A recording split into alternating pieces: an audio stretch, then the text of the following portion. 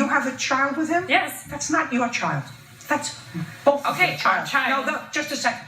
That child is both of yours. So either you take the child or he takes the child. He's the father no less than you're the mother. So... Because then he told me he was going to take Lila with him at 1:30 in the morning. Just a second. So he said, if I'm going to leave my house, if you're telling me to leave the house, I'm going to take my daughter with me. Even though I have sole legal custody of her? No, you don't.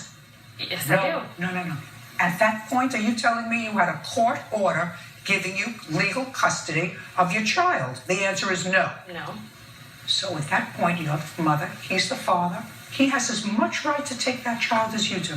That's not what I've been told, but...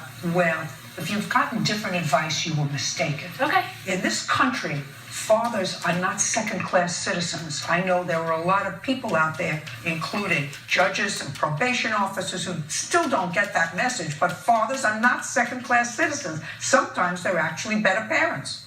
Not always. Sometimes it's 50-50. But it's on a case-by-case basis. But anybody that says to me, can't take my daughter with him, it's not yours.